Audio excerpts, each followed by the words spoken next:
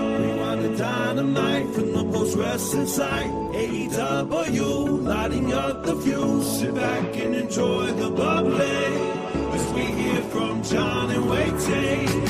Where we're going, we don't need roads. And if the buck stops here, this thing might blow. Everything you hear are opinions of the show. And if you don't like it, go to the forums and let them know. Welcome, YouTube, and for all of you on the Post Wrestling Cafe, you're still here, and we care for all of you deeply. Thank you so much. We're 45 minutes deep, the only news pack in pro wrestling that can combine the Raja Jackson incident with the latest on the Hulk Hogan investigation, with IATSE and protests outside the 2300 arena, NXT ratings taking a bit of a dive on Tuesday night. I mean, all of it, Wai. We really exercised our... And hey, Kelly Osbourne as well, making it into the news pack. It's been a very newsworthy past couple of days, and John and I haven't had a chance to speak about any of those things until now, so thank you. Got a lot of it out of our system, and yeah, a lot of interesting stuff to talk about in wrestling. Well, on Thursday, I got a lot to get out of my system about Death of the Territories by Tim Hornbaker, because the most in-demand man, Neil Flanagan, is back. We are going to work this guy till he's got nothing left this week. We sent him to another country. We made him do Pollock and Thurston. I made him read a book this week. And then as he's just like in the Sahara Desert looking for a drop of water, Wai is making this guy watch SmackDown. But it's an afternoon show, so you know what? Neil can handle it. I forgot. Yeah. We are definitely maximizing our Neil Flanagan minutes here at the Post Wrestling. He's going to go dark. He's going to ghost us for the next month. He's not going to reply to any requests for the rest of September. Well, like we said, he has begun his slow takeover of Post Wrestling, and maybe this week is where it culminates, because he did a great job on Flanagan Thurston this afternoon, talking to Brandon about Forbidden Door, his experience there, and also all the latest stories in business stories, I should say, in professional wrestling. But Death of the Territories, tell us about it. Well, this is a book that came out in 2018 by historian Tim Hornbaker, who has put out a lot of books. He did a history of the NWA. He's done books on Buddy Rogers, most recently one on Ric Flair among them. And this one is looking at sort of what was the makeup of the pro wrestling industry from sort of the creation of the National Wrestling Alliance in 1948, and this kind of just this burgeoning industry throughout the ensuing decades that had all of these offices really across the world, but primarily we're taking a look at the U.S. and how strong this industry was before Vince McMahon Jr.'s takeover of the WWF and the national expansion that no company had ever risen to the heights the WWF would, but in its wake is a lot of these, pretty much all of these offices crumbling through various means, whether they be predatory or just kind of self-inflicted. But it's a really interesting look, especially the fact that it ties in with so much history recently on Hulk Hogan, who is a major factor in 1984.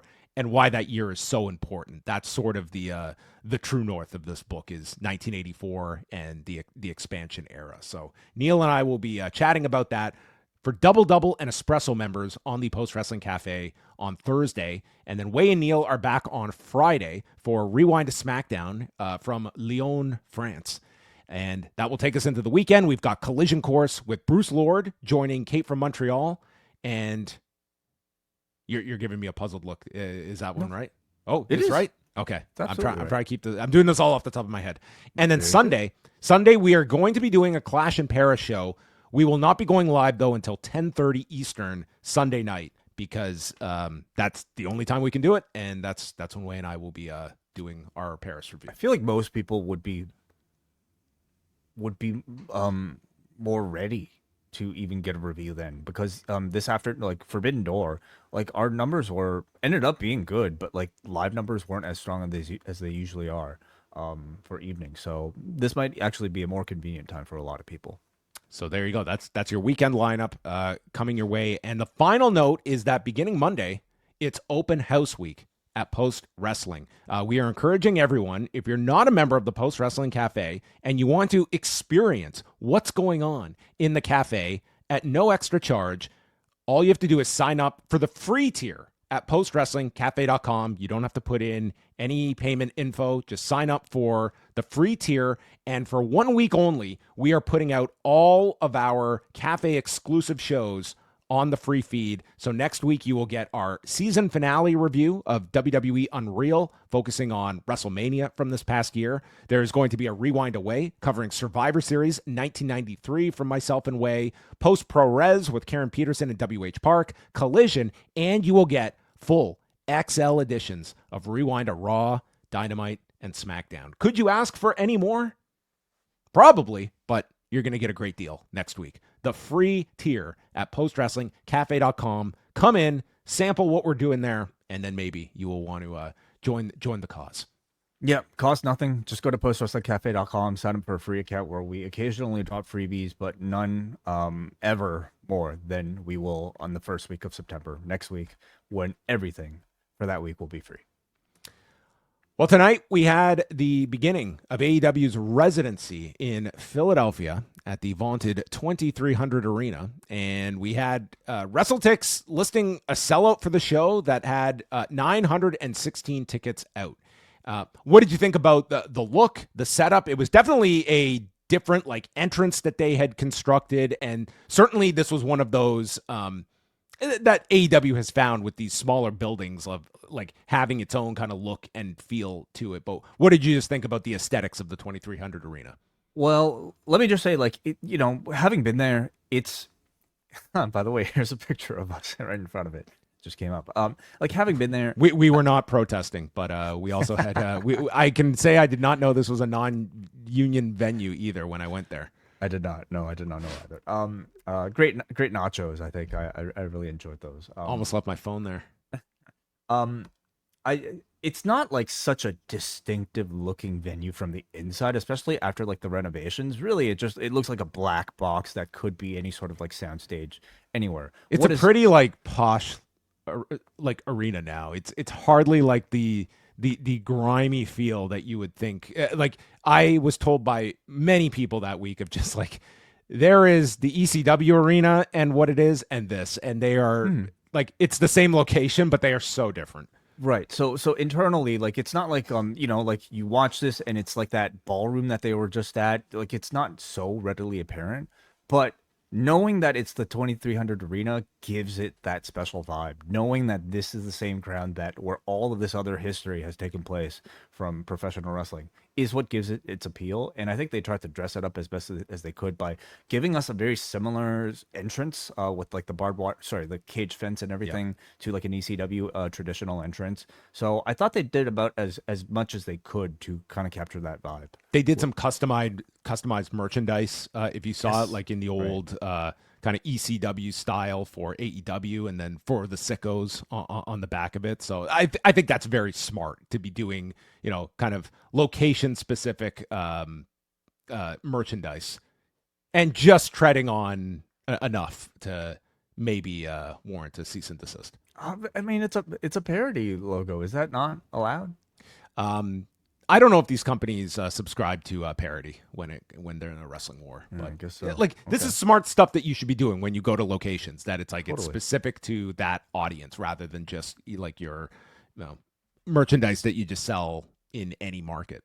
Mm. They recap the attack on Will Ospreay, who is being held for observation. That's the update we got on Will Ospreay. He's being observed. I'm sure he is. Yeah. Mm-hmm. FTR come out. And I thought we were going to get a riot early on. These two get into these fans' faces. And Cash Wheeler, I thought Cash Wheeler was just going to go off on this guy. And they're going right into these guys' faces as well. It's just they're playing the Dudleys in 95. Well, I don't know if it was just this is Philly, okay? But I don't know if there's just I've been to shows in Philly where you're not seeing this level of hostility. So I don't know if it was just a crowd that feels hey, we're in an ECW nostalgic venue. We're gonna have to act like ECW fans from 1997. Where this, at least especially in this segment, this felt like a very hostile crowd. Well, In 2025, you definitely can't say a lot of the things on the microphone that Bubba Ray did in 1998, but Dax came close because he gets the mic and like I could hear him, but Dax could not hear himself. So he switches the mic and this mic definitely works. It is 100% on, but Dax still does not believe it's working. So he hands it and then we hear him. And the reason I know this mic worked because I heard crystal clear, just give me the fucking mic. We had our Scott Steiner Survivor Series 2002 moment here with Dax, who was he was off to a great start here. Well, so even though it was probably live to us, probably not live in house, and maybe that's probably why he was complaining. But Well, Triller also doesn't censor any of this. Like we heard all of this, we heard Netflix would have been on top of this. Shut the fuck up from the crowd, you know. But I thought it like for him doing this as a heel, I thought it kind of added to the appeal of just this like frustrated, obnoxious bad guy. Right? So FTR has a complaint from the three-way tag at Forbidden Door that Bandito was the illegal man and pinned Dax. So they call out Paul Turner and state how interesting. I didn't realize, but okay.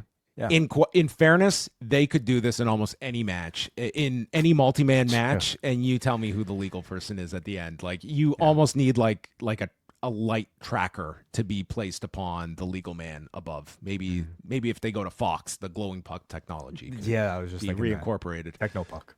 So Dax explains how he had to tell his family that they failed because of an incompetent moron and wants Paul Turner to reverse the decision and make them tag champions. I don't know if Paul Turner has that power, and he was not changing this. So Stoke runs down Turner, and he gets a no-hose chant and tells Paul Turner to hop off these fans' dicks and reverse the decision. Paul Turner is not hopping off any dicks, and he is the decision is final. Yes, it is. Yes. How much of this aired on TBS? I wasn't watching the TBS feed. Thank goodness. So Copeland runs out, and he's waiting on Christian, who sneaks into the ring and delivers the kill switch to Stoke. The four men fight, and Cage says, we took care of my problem at Forbidden Door. Now it's time to take care of Adam's problem. And he mentions how Cash and Dax both have fathers. And Copeland is worried, but then he says, go for it. And Christian says, that bitch is dead. Referring to Cash's father specifically, or both of them, both of their fathers. Anyway, terrible. But it got a big babyface reaction from this crowd. And Copeland confirms that the match is set with CNC Music Factory taking on FTR on September 20th at All Out in Toronto. I feel like this entire Adam Copeland AEW run has been him like experimenting with names. This and not asking anyone for feedback either. Well, every appearance is a chance to experiment, I suppose. It's almost the craziest idea that I've heard this week outside of a former AEW wrestler saying, that purple hat thing could have been huge. Yeah. yeah. The money that was lost on that. Huge. I would have loved to have seen an I Am Groot gimmick using I like this hat. That would have turned out really. I mean, just think of, like the what ifs in pro wrestling, and that's number one with easily. But we got the match for All Out. I think it's also worth noting the fact like it does feel like we're going to get a Brodito FTR match out of this, with the FTR having a valid complaint, and at least you should probably set up a rematch. And I don't discount the idea that this could still end up being a tag title match by the time we get to September 20th. Meaning throwing Brodito right into this. There's that option, but I got it more of like FTR and Brodito having a match on TV beforehand. Okay. It's possible. Why bring this up if you're not going to do that? Well, they would be owed a championship match maybe after this. Is maybe my thinking. Number one, to protect FTR, but also number two, to maybe claim a tag title match later on. I guess in my opinion, I also feel like, I know AEW doesn't do rematches, but like I think the Hurt Syndicate would probably still be in the mix. Oh, they've moved on. You're right. They probably moved on. They've moved on. Yeah. maybe for the best. Notice how they did not have any problems. They were not true. coming out here to protest. They were not arguing, hey, we weren't even part of the fall. Like there was, I don't know. Yeah. I think the tag title scene is in the rearview mirror. Like that scenario is interesting. But then I guess I ask, like, well, I just think this is a lot stronger with Christian and Cage going for these tag belts in Toronto. And I think that's just like, I think it's just a stronger hook than just, it's a tag match. Like we've seen these two do the reunion. And yeah, this is the grudge match. So what was the reason to give Brodito the win? To just do another match on TV? Listen, I thought FTR should have won that match, but you know, it's a hot team, and I guess like that was where they went. But I watched this promo, and I think that you're not bringing up this the illegal man got the pin unless you want to do something with that. So I took this to mean that we'll probably see Brodito and FTR do a match at some point. I think that's very possible. I guess I'm more so thinking that's after All Out, because it doesn't feel right to just give Brodito like a 2 week. Well, FTR is not winning this match in Toronto. I would feel very confident in that. I wouldn't necessarily feel confident about that. I mean, I think we're past the point where like babyfaces have to win, especially babyfaces like Cope and Christian, who are going to be over no matter what. I think for them to lose via underhanded tactics, I think is a perfectly viable result. Well, we'll see on September 20th. Segment overall, we have our first match for All Out. Yeah. Darby Allin, he's been busy putting together a video.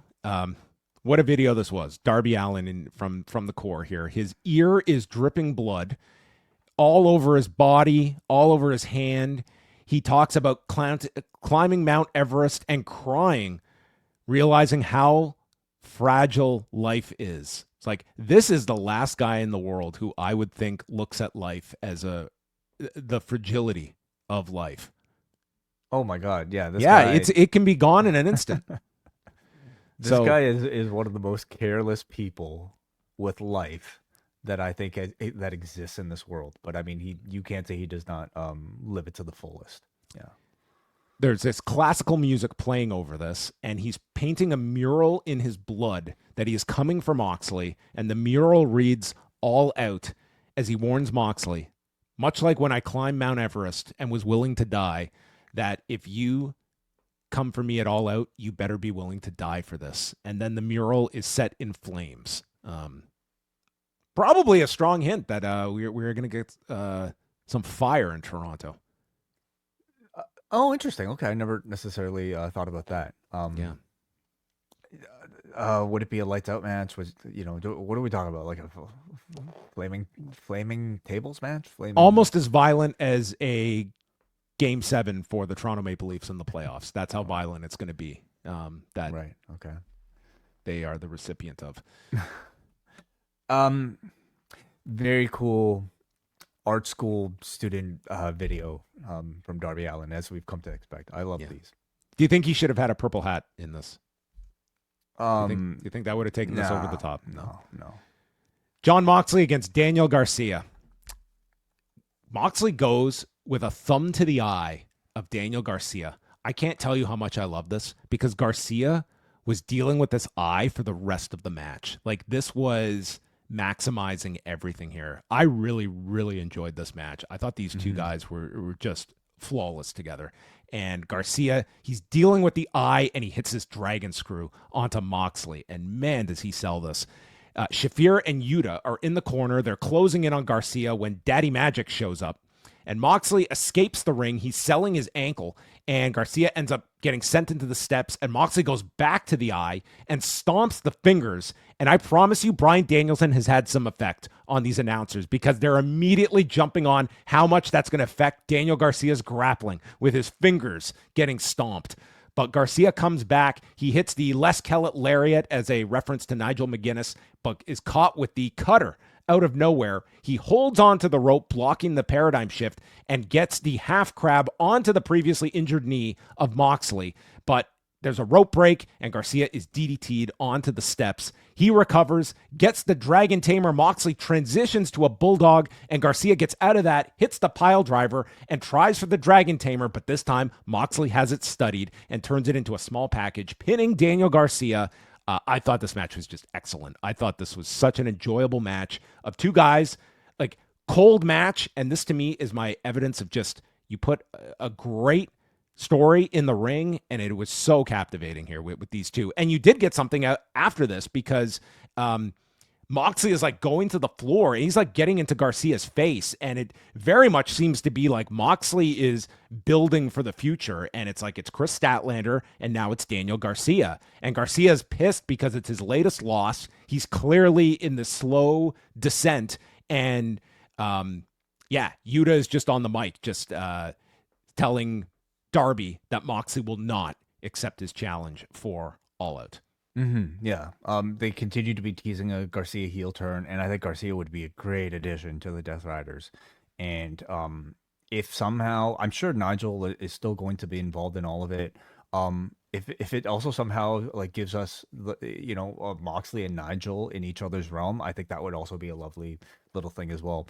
I thought this match was excellent. It's on paper a match that you wouldn't have expected to be so competitive, Jon Moxley versus Daniel Garcia.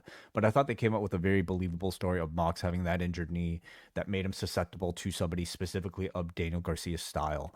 And it made for a very compelling technical battle and one where you could really buy Garcia beating Jon Moxley.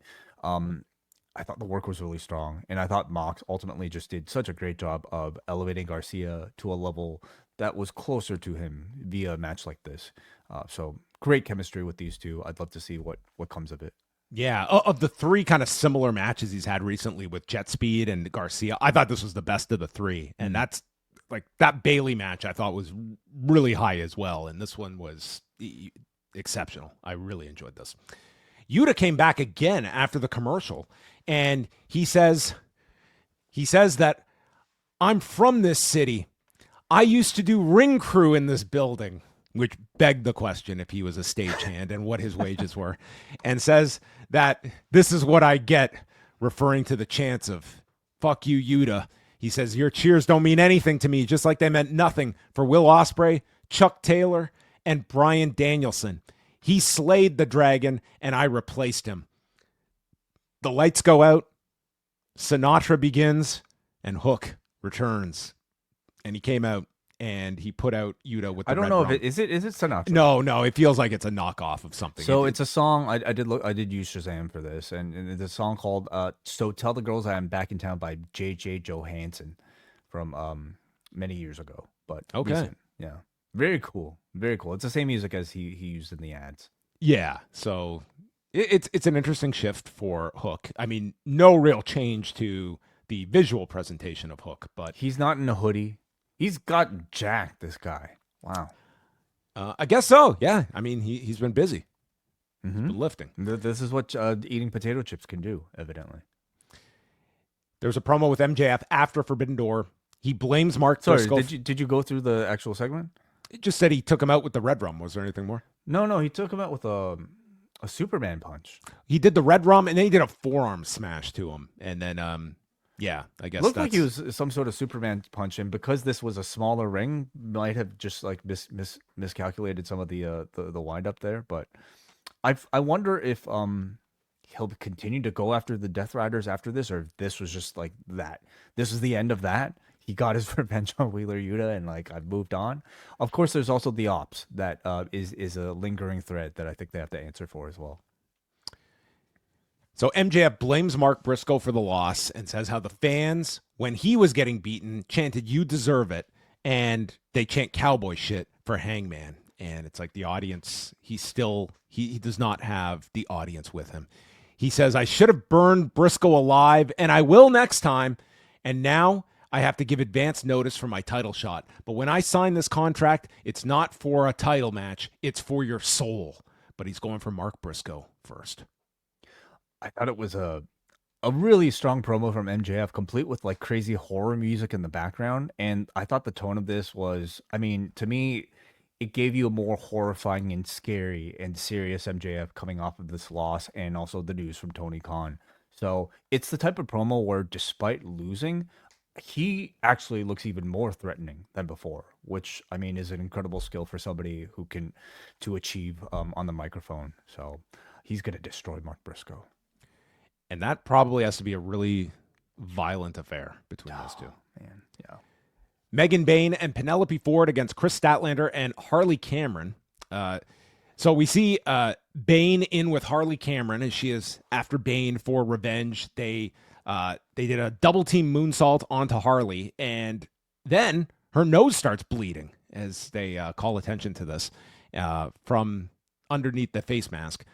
There's a double moonsault attempt, and the heels miss out of opposite corners, and then we get into a procession of strikes and suplexes. All four are down. Cameron manages a tornado DDT to Bayne on the floor, and Statlander stops a poison Rana and takes Penelope Ford on into like an electric chair, but drops her face first and applies this new submission of hers, which was not given a name, but she has used, and taps out Ford, or verbally submits her, because both arms are pretty much hyperextended.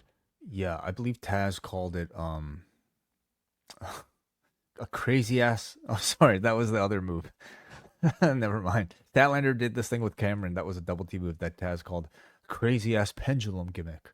That was in there too. Yeah, crazy ass pendulum gimmick. Please name this move for Chris Statlander Taz. Excellent match, I thought.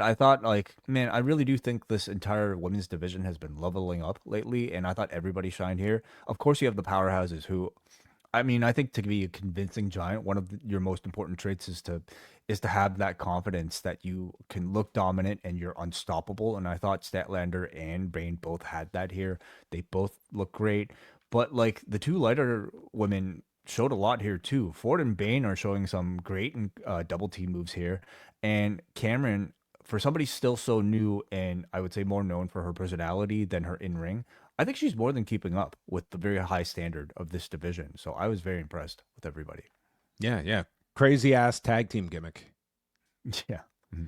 So Statlander and Bayne keep fighting, and Willow Nightingale runs into the ring and is standing near Chris Statlander, and Harley Cameron gets in between them. And so they are teasing if Harley can bring the two together, which, again, we keep talking about this elusive blood and guts potential. And I mean, this is one very, very, very long story that they have been holding on to that I guess can be the two coming together. It's at the point now where if they don't announce blood and guts involving like this crop of women, people are going to be very disappointed. So I have to think that that's where we're headed at this point, and we just have to wonder who else is going to be on these teams. And this lingering Death Rider story attached to Chris Statlander, where is this all ending up? We come back from break. Renee is in the ring, and it is all decorated for 9 belts Mone, as her 8 belts are on the desk, and then she comes out with the TBS title. She is going to smash Ultimo Dragon's record of 10 titles and dismisses Alex Windsor, stating she did not tap to Alex Windsor. Instead, there was a bug in the ring. And if Alex Windsor wants to ride the money train, she'll beat her senseless and put her in the hospital with Will Ospreay. And then she says, I want to dance. And she danced. And that's how the segment ended. No one confronted her. I just felt like the segment felt very incomplete at the end. Well, I mean, she kind of said all she needed to say, right? I mean, Alex Windsor is going to be her next opponent. Windsor was not pinned. So that looks to be the next match, right? We also have now a goal of sorts for Mone. She is going for Ultimo's record of 10 championships. She should have tried for the speed title. Well, yeah, that would be it is a title incorporating other promotions, so maybe she could. So I mean, something tells me that like this 10th championship, I feel will be a bit more prominent than some of these others. So I hope it's a big match, and I guess I wonder at this point who else is still out there for her. There's Athena, who she's already beat. No, you cannot. You can't take that one too. No. Yeah, I wonder. Then we head off to Sandy Fork, Delaware, where Mark Briscoe speaks about the importance of the 2300 arena. And he says he couldn't make it this week, but he has a very valid excuse. And I could not believe this. He's had another baby. Fuck. Baby Mac Briscoe. I mean, dude, he just had another one. Like, what? A week ago? Are you sure this isn't it? I could have sworn Mark Briscoe had a baby like within the last year. I thought. Maybe I'm conflating I mean, you babies. could be right. Yeah. How many is it now for him? I don't know. I don't know what the number is. It's Like, who has more kids, him or Jacob Fatu? Oh, I think Mark has hit. I don't know how many that this would make. This is like 8, maybe. Oh my goodness, this might be 9, dude. Yeah, this 9? is 9. Holy Oh man, can you imagine? No, dude, absolutely not. when the Can I kids- imagine? No, I cannot imagine 9 kids. Can you imagine? Like, you can't even fit them all in a minivan, man. Like, he's gonna have to buy a bus just to drive his family to like dinner. You know, like what? Like, I just What? That's unfathomable. Okay, what Seriously. would your partner say, Way, with your 9 kids at home and you saying, "Hey, time for me to go off to work for the week. See you in 2 days." I'd be like, well, when are you gonna get your tubes tied, buddy? Like, I can't. This family doesn't need any more people. Like, 9. Do you think they're done? I don't think so. Well, who's gonna have more? Will he have more children than Mercedes Bonet will have championships? Is the question. Oh Okay? man, Maybe Yeah. he will go for Ultimo Ultimo Dragon's Briscoe. record. Yeah. Okay. This was unbelievable. And then he hands off the baby to someone off camera and then gets into a heated promo on MJF, who tried to light my ass on fire last week. Well, he's coming for MJF. He's going to light his ass. He says, "You told me I can't win the big one, so I have someone to address. Kyle Fletcher. We're 2-2, and I want to challenge you for the TNT title. Will you man up?" So I mean, I feel like over the past month, like, I've been a huge proponent of, like, hey, like, Mark Briscoe, I hope he wins the AEW championship. I think he's that type of competitor. Something tells me he's going to get destroyed in both of these matches, both by an MJF who's probably going for Page's title sooner than later, and Kyle Fletcher, who is unlikely to lose this championship anytime soon. So he's going to be on parental leave, and I think he will take quite the beating to get his way there. I feel this guy. Well, Oh man. the all-star 8-man tag was Kazuchika Okada, Konosuke Takeshita, Hechicero, and Josh Alexander against Brodito and Jet Speed. Callis is the introductions. He's out with Wardlow. And they did do a semi-push for Death Before Dishonor on Friday, which, as of last check, has 4 matches announced. So I would expect a slew of additions on Thursday night. But the main event is Bandito and Hechicero, so they tried to give a bit of focus on that. When mentioning Mike Bailey as a fellow countryman, Don Callis does not recognize Quebec as part of our country. I'd love to see him cut a promo in French. And I wonder if his French is as good as his Spanish. Yeah, maybe. Forget getting a Frank Valois reference from Paul Heyman. Maybe we'll get a Lucien Bouchard reference from Don Callis when they come up here. Lucien, yes, sure. Why Lucien Bouchard? I mean, he was part of a Parti Québécois that were 1995, the referendum. Yeah, I know, but why him in particular? Well, maybe he's going to push this separatist movement I on see. Bailey. Maybe this is just planting seeds. Gotcha. So, Callis compares Josh Alexander's grip to that of Danny Hodge, and King comes in. Crowd was into him here. He got him and Hechicero are just trading blows, and then they had this mid-ring crossbody and just both go down. Bailey and Takeshita are in briefly. They made multiple mentions of Takeshita going for the IWGP title and listing the date of October 13th. And then they did this spot where Bailey is in the corner and all the members of the Don Callis family are taking turns running into the corner. But then Takeshita removes Bailey, so Okada's in mid-jog and has to hold up. And I thought it was just going to be a subtle thing, but then we're right into a shoving match between these two. So it does really feel like we are accelerating things toward Okada and Takeshita. And quite frankly, given the injuries, maybe Takeshita now is the time that you kind of start to move this guy towards more of a babyface position. Yeah. I guess why do you say that? Because of the injuries? Because they need some top baby faces right now. Because I thought you were talking about like Takeshita being worn out. Because at this oh, point, he is too. Yeah, I know you but on have a the lot of scale guys that are outgoing, but fucking Takeshita just did the G1, and he's just having like that level of match every time he's got a singles match. So I mean, I get concerned for him, man. Yeah, And, I mean, yeah, but I mean, this guy comes off the G1. Everyone's worried that he got like knocked silly in a match, and they send him out to face Ishii on Collision. yeah, I know. So maybe he should learn something from the Okada pacing.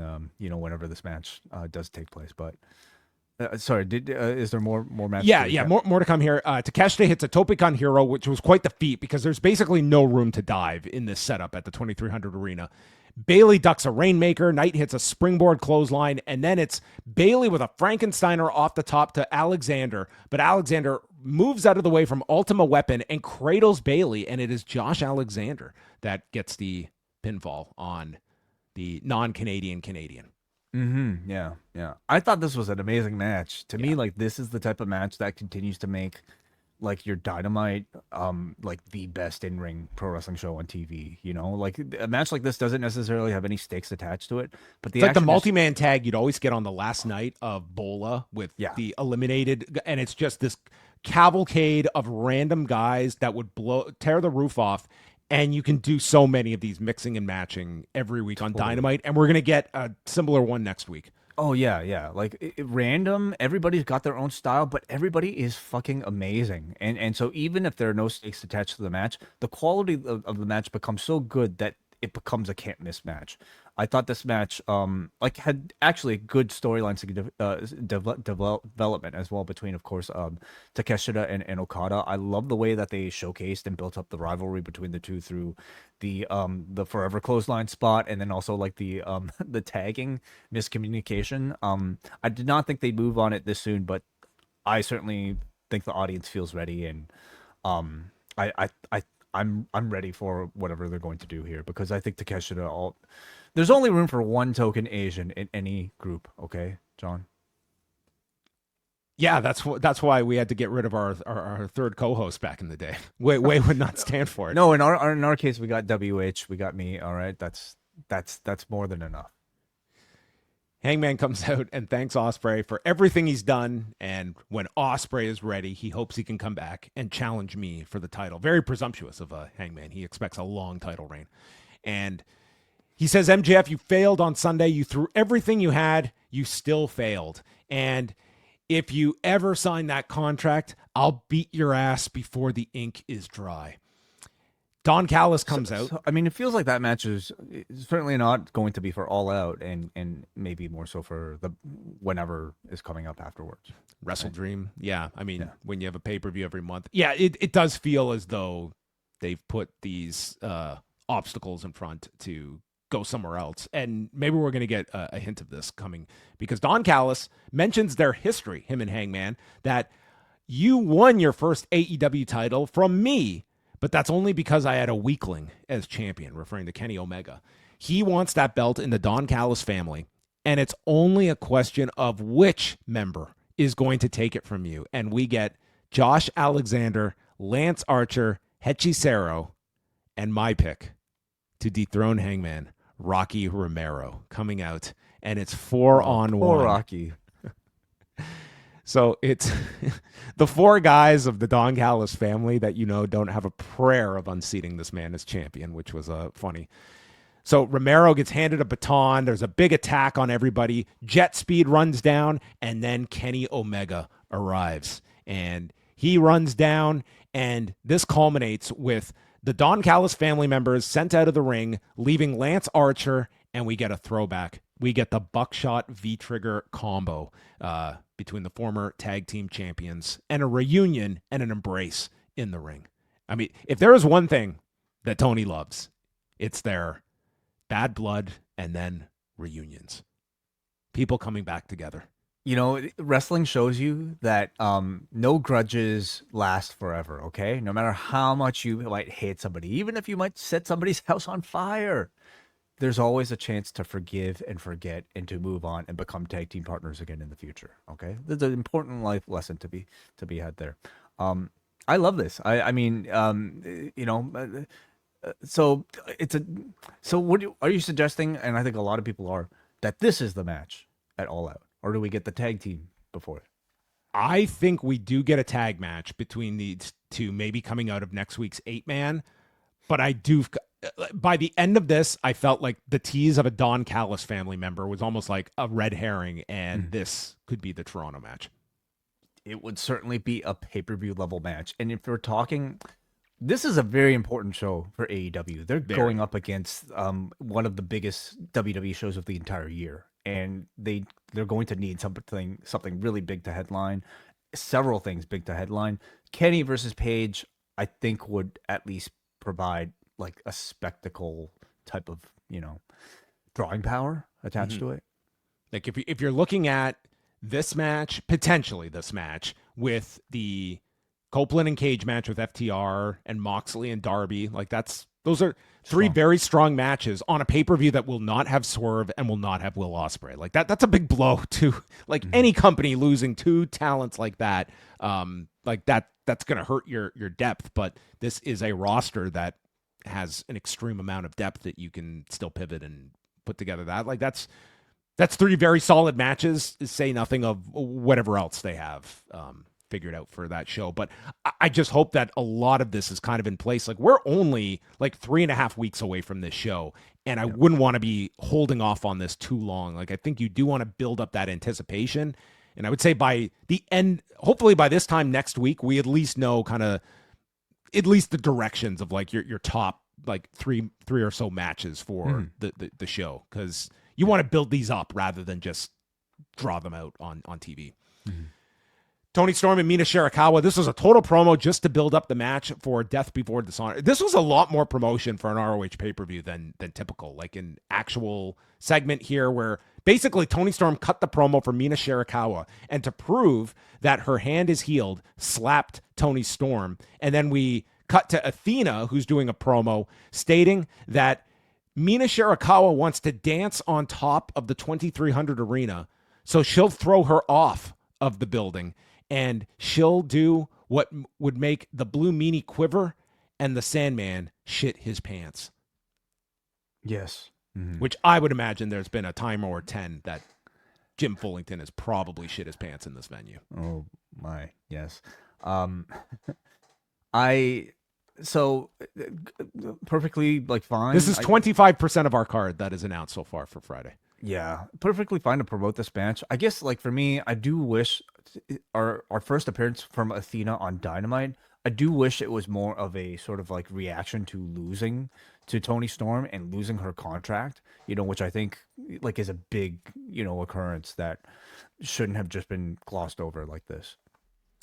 That's fair. There were several elements of the pay-per-view, like even I thought the Page MJF spot with the 3 count, the erroneous 3 count was with the foot on the rope was going to be a bigger deal, but maybe that's more of a point when you are going back to that match, which tonight felt less of a immediate rematch. Yeah, in my mind, I wanted like a similar type of promo to what MJF had reacting to the Page loss. That to me is what would have protected Athena despite the loss. The Ops against Ricochet and Gates of Agony for the Trios belts. There was a big reaction for Shibata when he tagged in. He felt like a big deal here when he was in, and man, him and Bishop Khan just chopped the hell out of one another. Shibata's chest is red from all of it. Then Toa Leona and Hobbs come in, and we get big meat chants. They do a double clothesline, and these dudes just smash into one another. Like the sound was incredible. Joe and Ricochet are tagged, and then it's Toa with the pounce onto Joe. There's a penalty kick to the back of Toa, and then MVP shows up and nails Ricochet from behind with a cane, leading to a spinebuster by Hobbs, PK from Shibata, and submits to the Coquina clutch. And the Trios champions retain, and then Lashley and Benjamin show up to attack GOA, and that seems to be our post-title direction for Lashley and Benjamin, and they got over that tag title loss. They might not have watched the pay-per-view yet. They might not even know who the champions are. Oh man, that's so crazy. Like I thought for sure we were going to get some sort of like at least rematch, but man, they're done. They're out of here. And who wins that match, you think? John? This is now like the attraction of the Hurt Syndicate is like how much can they get? Like that's sort of like the game now for everybody because there is nothing that is being presented on television to counter this narrative that has been attached to them. I mean, the idea that like this run that they put so much into could just end this way, I think would only just confirm all of these stories and suspicions. What a waste of time. That's how a lot of people are feeling here. It's like it just feels like a very incomplete story and angle, and it's just sort of just this gratuitous booking that's not really getting anyone else over, and it's kind of just playing itself out that way.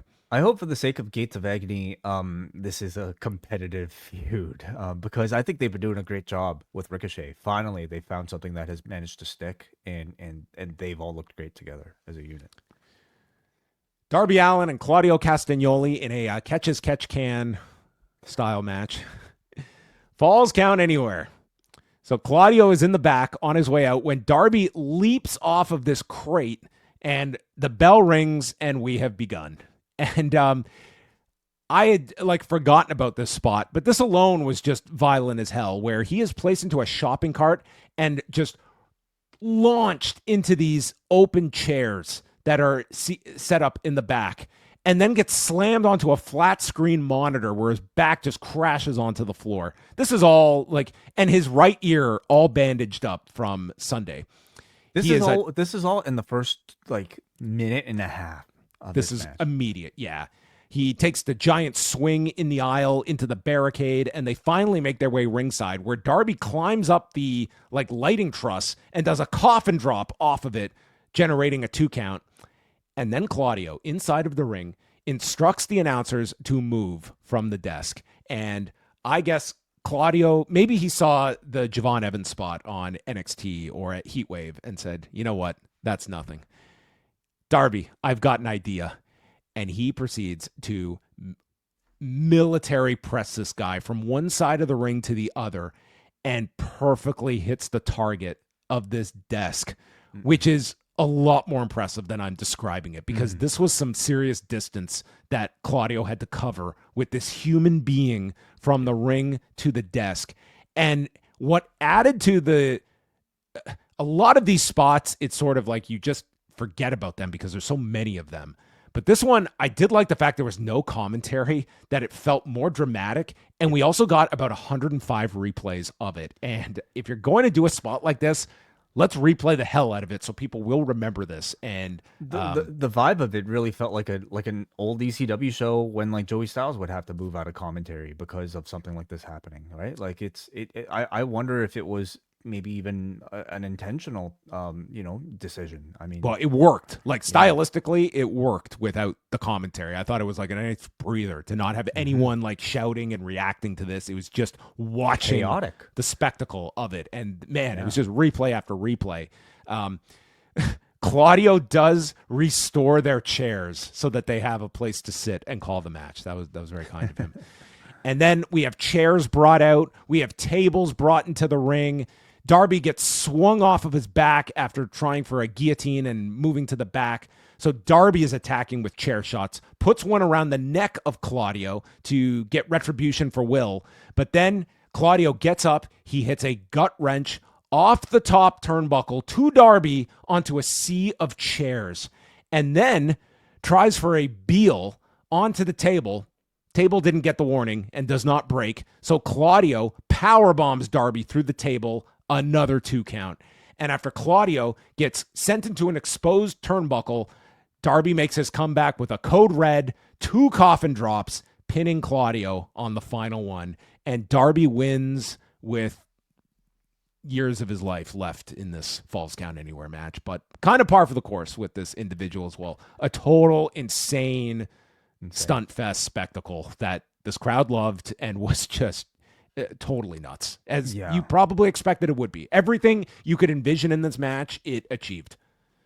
I thought this was incredible. Like at a time when the standard of TV wrestling is the highest it's ever been, I thought this stood out like far among the pack. To me, it felt very clear that these two came into this match aspiring to replicate the energy and mood of a Mike Awesome Masato Tanaka like spectacle, and I thought they completely nailed it. To me, it was like by far the most vicious I've ever seen Claudio Castagnoli. This Claudio could be a top heel of this entire company if you saw this level of viciousness. But he's not. You're not gonna find an opponent like Darby Allin for him every single week, unfortunately. I'm so scared for Darby Allin's future. But I so appreciate the entertainment he's willing to provide us through his suffering. And let me also just say, it wasn't just the violence and grandeur of some of these spots that made it.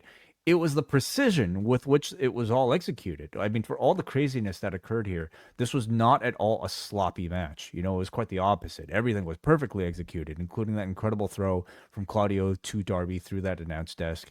The fact that it was like a TV linked match rather than a pay-per-view, I thought worked to its advantage because it was just, you know, bam, bam, bam, bam, bam, action, action, action, action, and one incredible spot after another. And the fact that, of course, it was in this like intimate, small, legendary arena with this rabid crowd completely accentuated it as well. So I thought it was one of the best TV matches of the entire year, one of my favorite matches, certainly from Claudio, maybe even of Darby's as well. Yeah, I mean, it capped off, like I thought, like a really solid first night here in Philadelphia. And it ends with Gabe Kidd showing up in a hoodie, attacking Darby, followed by Moxley. And then Darby escapes doom by racing into the crowd. Kidd pursues him, but Darby escapes out of the building and he's pissed off. So it would look like Darby has to kind of run the Death Rider gauntlet to get to Moxley with Gabe Kidd next up. And they promoted that next week it will be another all-star 8-man with Hangman Page, Kenny Omega, and Jet Speed against Kyle Fletcher, Josh Alexander, and the Young Bucks. So you will get Hangman and Omega with the Young Bucks, which was one of the greatest matches in company history, in a ring next week as well. For Collision, do you have all this? Do you want to write all this down? Saturday night, live, coast to coast. That's our lineup for Collision. Well, so tune in. I'm sure you'll hear about it on Friday night after the ROH pay-per-view. But that's a big one for next week. Should be a hell of a match. I thought Dynamite was excellent on Wednesday night. Good. I mean, it was a spectacular main event. I loved that Moxley Daniel Garcia match. Like to me, I think like there's plenty of there's a lot of room for like just different styles. And that to me was a perfect one of just taking two guys and you can have a really, really just compelling 14, 15 minutes. The audience loved it. And I thought that was well worth everyone's time. But we got the announcement for All Out. Like overall, like they followed Forbidden Door, I thought, with a really, really strong show. We'll see how these shows hold up with like this many nights in Philadelphia as well. We do have 7 of them altogether if you include ROH. But I thought for night one, I like the vibe. I don't think like the smaller venue is a detriment. It was, I think if it looks full and it's a lively crowd, it comes off great. So that was my feeling on it. I thought this was like a very strong episode of the show. I think this might one of my favorite Dynamites of the year, at least strictly talking about the in-ring content. I thought almost everything was, you know, just fantastic. In varied in style. And just we didn't even talk like that all-star 8-man. Like there was nothing bad with the trios match, the women's tag. Like this was a very strong in-ring show with some good angles on the show as well, and getting a sense of a direction too. Like if it's Hangman and Omega, Darby and Moxley, and then the tag match, like you are getting, they are getting everything lined up. Mm-hmm. All right, everyone. Well, there you have it. Dynamite in the bag, and we are going to be shifting over to the forum to get some feedback from everybody. But as always, you can follow all of our work over at postwrestling.com or postwrestlingcafe.com, where the latest edition of Book Club is dropping on Thursday for Double Double and Espresso members as we chat Death of the Territories by Tim Hornbaker, and then Rewind-A-SmackDown Friday, Collision Course Saturday, and Sunday night here on this channel, 10:30 Eastern Time. Wai and I will be live to talk about Clash in Paris. Will you please say it like that every time you mention it?